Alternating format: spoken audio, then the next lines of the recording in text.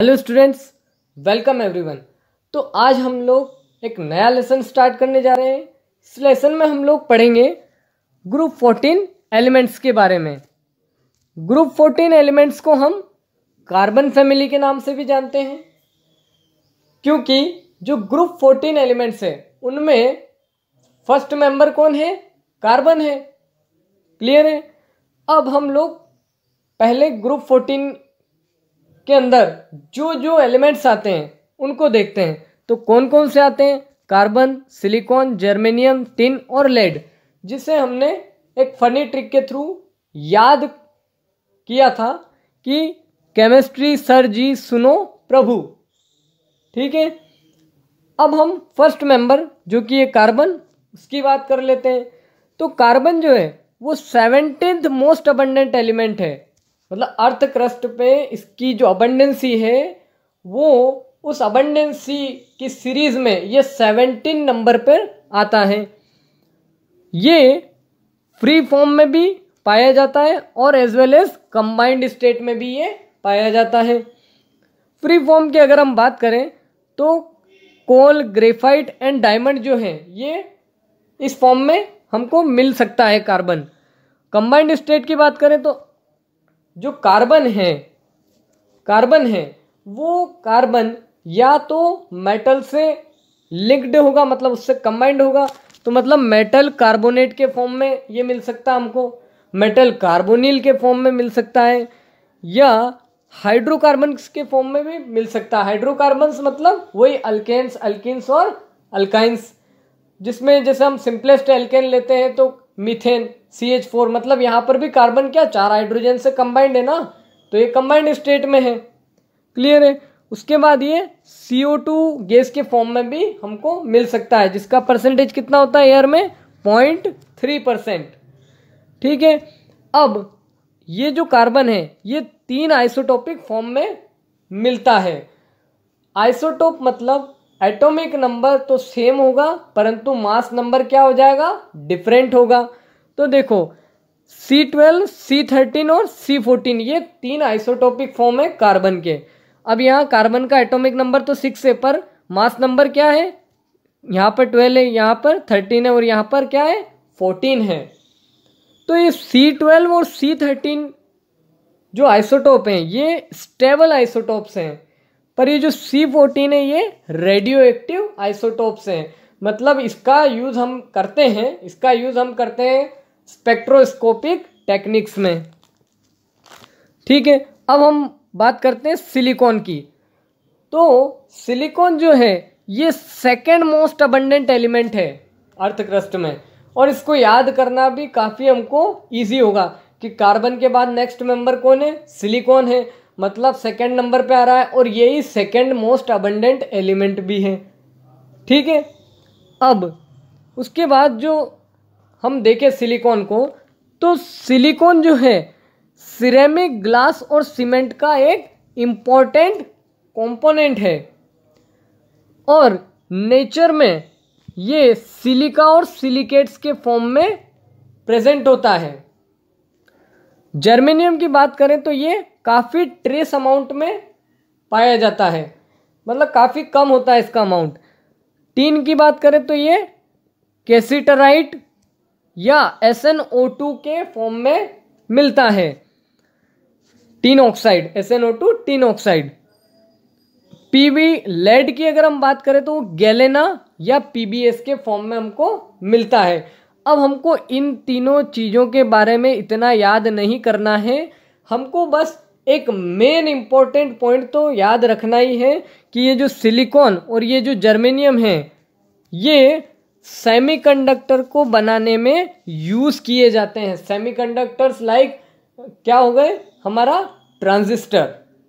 ठीक है, अब आगे चलते हैं तो बात करते हैं इनके इलेक्ट्रॉनिक कॉन्फ़िगरेशन के बारे में। तो इनका वैलेंस शेल इलेक्ट्रॉनिक कॉन्फ़िगरेशन होता है NS2 मतलब इनकी वैलेंस शेल में कितने इलेक्ट्रॉन हो गए टोटल? 2 NS शेल में और 2 NP शेल में, मतलब 4 इलेक्ट्रॉन हो गए।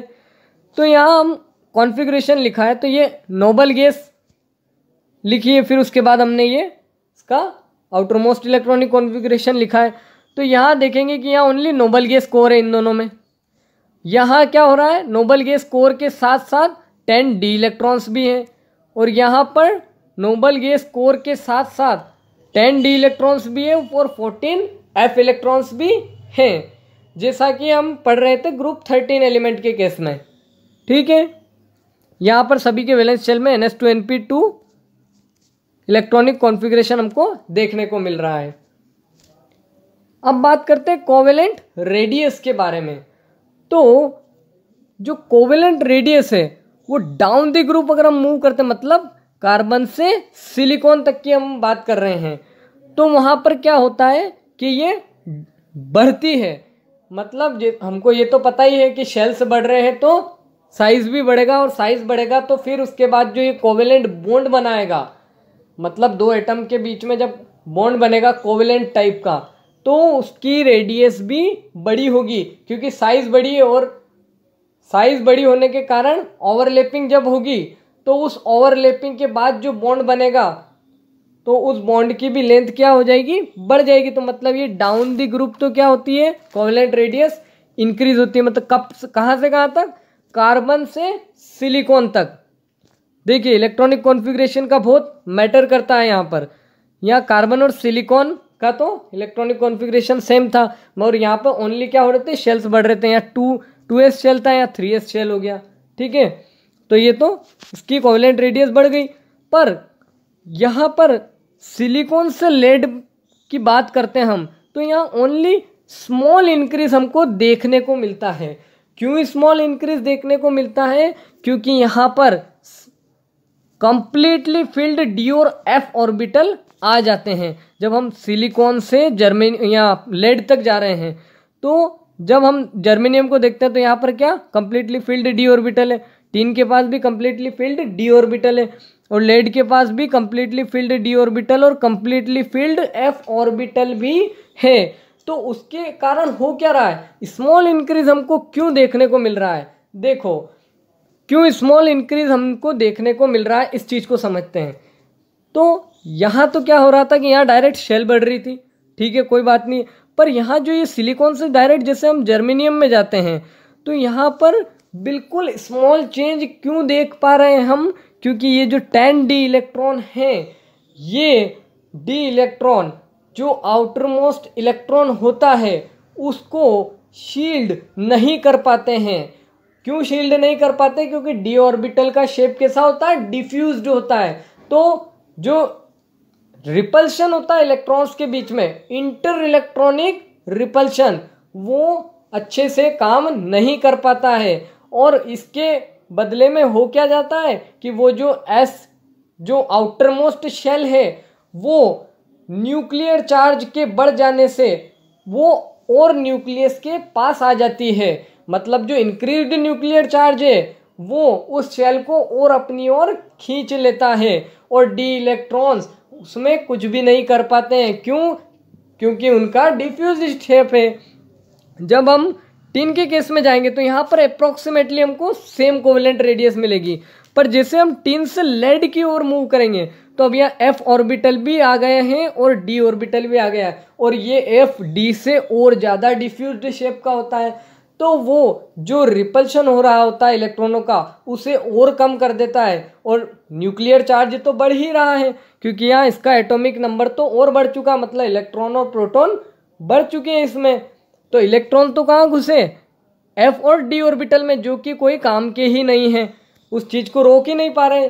तो स्क्रीनिंग इफेक्ट इस केस में क्या हो जाएगा कि काफ़ी कम हो जाएगा, मतलब वो अच्छे से उस चीज़ को प्रोटेक्ट नहीं कर पाएगा, और नहीं प्रोटेक्ट कर पाने के कारण मतलब वो शील्ड नहीं लगा पाएगा, और शील्ड नहीं लगा पाएगा तो उसके कारण क्या होगा कि वो जो आउटर वैलेंस शेल है, आउटर मोस्ट वैलेंस शेल, वो और खिसक करके न्यूक्लियस के पास आ जाएगी, जिसके कारण क्या होगा, उसकी जो साइज है वो थोड़ी और घट जाएगी। मतलब होना क्या थी, थोड़ी ज़्यादा चेंज देखने को मिलना था, परंतु इन डी और एफ इलेक्ट्रॉनों के कारण उसकी size as compared to other element, उसकी साइज थोड़ी सी कम हो जाएगी, और उसकी साइज कम हो जाने के कारण हमको स्मॉल इंक्रीज ही देखने को मिलेगा, कोई लार्ज यहाँ पर इंक्रीज नहीं देखने को मिलेगा। क्लियर होती है बात। अब हम चलते हैं आयोनाइजेशन एंथैल्पी के बारे में। तो आयोनाइजेशन एंथैल्पी की बात करें तो फर्स्ट आयोनाइजेशन एंथैल्पी जो होती है किनकी, ग्रुप 14 मेंबर की, वो ग्रुप 13 के मेंबर्स से ज़्यादा होती है। ये बात तो सभी को पता ही होगी, क्योंकि जब हम पीरियोडिक टेबल में लेफ्ट टू राइट मूव करते हैं तो न्यूक्लियर चार्ज बढ़ रहा है, साथ में इलेक्ट्रॉन्स भी बढ़ रहे हैं, मतलब जितने प्रोटॉन बढ़ रहे हैं उतने इलेक्ट्रॉन्स भी बढ़ रहे हैं। पर न्यूक्लियर चार्ज मतलब प्रोटॉन कहाँ है, एक कंसर्टेड जगह पर है, मतलब उनका इफेक्ट ज़्यादा है। तो वो जो न्यूक्लियस है वो क्या करता है, उन इलेक्ट्रॉनों को खींच लेता है अपनी ओर, और उससे क्या हो जाता है, उसका साइज छोटा होता है। मतलब लेफ्ट टू राइट हम मूव करते हैं तो एटॉमिक साइज क्या होता है, छोटा होता है। और एटॉमिक साइज अगर छोटा हो जा रहा है ग्रुप 14 एलिमेंट्स का as compare to group 13 elements, तो उससे क्या होगा, एटॉमिक साइज छोटा तो वो आउटर मोस्ट इलेक्ट्रॉन देने में और नखरे करेगा। वो आसानी से देगा ही नहीं कि भैया मैं क्यों दूं इलेक्ट्रॉन, मुझे तो नहीं देना है। तो वो इलेक्ट्रॉन नहीं दे पाएगा, और इलेक्ट्रॉन नहीं दे पाएगा तो हम क्या करेंगे, हम भी नहीं मानने वाले कि नहीं भैया मुझे तो इलेक्ट्रॉन चाहिए। तो हम उस इलेक्ट्रॉन को निकालेंगे, पर निकालने के लिए हमको क्या करना पड़ेगा, एनर्जी बढ़ानी पड़ेगी। और एनर्जी जो आउटर मोस्ट इलेक्ट्रॉन को निकालने के लिए चाहिए उसे ही तो हम क्या बोलते हैं, आयोनाइजेशन एनर्जी। तो अब एनर्जी तो बढ़ गई है तो आयोनाइजेशन एंथैल्पी भी क्या हो जाएगी, इनकी हाई हो जाएगी। क्लियर होती है बात, ठीक है। आगे चलते हैं। आयोनाइजेशन एनर्जी अगर हम ग्रुप में बात करें तो डाउन द ग्रुप क्या हो जाएगी, डिक्रीज हो जाएगी। पता है हमको कि शेल्स बढ़ रहे हैं, साइज बढ़ेगा, down the group atomic size बढ़ जाएगा, तो आउटर मोस्ट इलेक्ट्रॉन को निकालने के लिए उतनी ही हमको कम एनर्जी देना पड़ेगी। मतलब यहाँ डाउन द ग्रुप डिक्रीज हो जाएगी, आई या IP, ठीक है। अब यहाँ पर भी एक एक्सेप्शन है कि यहाँ पे स्लाइट इंक्रीज होता है टिन से लेड की ओर अगर हम जाते हैं। ये हमने पढ़ा है कि स्लाइट इंक्रीज हो रहा है। क्यों हो रहा है, क्योंकि यहाँ पर क्या शील्डिंग इफेक्ट जो है D और F ऑर्बिटल का वो काफ़ी पुअर हो जाता है। वही इलेक्ट्रॉनिक कॉन्फ़िगरेशन वाली बात कि यार यहाँ पर हम जैसे ही लेड में जा रहे हैं तो लेड में क्या हो रहा है, D और F इलेक्ट्रॉन्स बढ़ रहे हैं, उसके कारण शील्डिंग हो जा रहा है पुअर। तो वो पुअर शील्डिंग हो जाने के कारण वो जो शेल है, आउटर मोस्ट शेल, वो थोड़ी न्यूक्लियस के पास आ जाएगी, और पास आ जाएगी मतलब अट्रैक्शन ज़्यादा फील करेगी। तो उसमें उस शेल में से इलेक्ट्रॉन निकालना हमको डिफ़िकल्ट हो जाएगा, मतलब वहाँ पर IE जो है थोड़ा सा बढ़ जाएगा। अब बात करते हैं इलेक्ट्रॉन नेगेटिविटी के बारे में। तो इलेक्ट्रॉन नेगेटिविटी का मतलब होता है tendency to attract tendency to attract loosely tendency to attract electron, ये होती है हमारी इलेक्ट्रॉन नेगेटिविटी। अब अगर ये बॉन्डेड स्टेट में है कोई दो एलिमेंट, तब हम क्या बोलेंगे, tendency to attract shared pair electron toward itself. मतलब जो शेयर्ड इलेक्ट्रॉन है, कोवेलेंट बॉन्ड कैसे बनेगा, एक इलेक्ट्रॉन इसने दिया, एक इलेक्ट्रॉन उसने दिया, और बॉन्ड बन गया। अब उन जो बॉन्ड के दो इलेक्ट्रॉन हैं, उन दो इलेक्ट्रॉन्स को अगर कोई एलिमेंट अपनी ओर खींच के रखता है तो वो एलिमेंट उसके अदर एलिमेंट से ज़्यादा इलेक्ट्रोनेगेटिव होगा। क्लियर होती है बात। अब चलते हैं आगे। तो इलेक्ट्रोनेगेटिविटी हम लोग समझ चुके हैं, अब कैसे इंक्रीज होती है और कैसे डिक्रीज होती है ये समझते हैं हम। तो ये क्या होता है कि जो ग्रुप 14 के एलिमेंट्स हैं वो थोड़े ज़्यादा इलेक्ट्रोनेगेटिव होते हैं as compare to group 13 elements. Reason कि स्मॉल साइज, तो स्मॉल साइज होगा तो अब इलेक्ट्रोनेगेटिविटी की डेफिनेशन क्या हो गई है, इलेक्ट्रॉन नेगेटिविटी की डेफिनेशन क्या हो गई है कि इलेक्ट्रॉन अट्रैक्ट करने की क्षमता। और अट्रैक्ट करने की क्षमता कब ज़्यादा होगी, जब उसमें न्यूक्लियर चार्ज का इफेक्ट आउटर मोस्ट शेल तक जा रहा होगा। और साइज अगर छोटा है तो आराम से वो आउटर मोस्ट इलेक्ट्रॉन को भी नहीं दे रहा है, पर और भी तो इलेक्ट्रॉन वो एक्सेप्ट कर सकता है, क्योंकि यहाँ पर क्या हो रहा है, न्यूक्लियर चार्ज बढ़ रहा है, वो आउटर मोस्ट इलेक्ट्रॉन को दे तो नहीं रहा है और चाहता है कि मैं और इलेक्ट्रॉन ले लूँ। तो इस कारण से इनकी इलेक्ट्रोनेगेटिविटी जो होती है वो ग्रुप 13 एलिमेंट के कंपैरिजन में ज़्यादा होती है। और रीज़न क्या है, स्मॉल साइज। अब उसके बाद जो En की वैल्यू है, इलेक्ट्रोनेगेटिविटी की वैल्यू है, वो सिलिकॉन से Pb पे जाने में सेम हो जाया करती है। वो इसमें भी वही कंसेप्ट हो रहा है, क्योंकि वो जो आउटर मोस्ट ऑर्बिटल हैं आउटर मोस्ट ऑर्बिटल्स हैं उनमें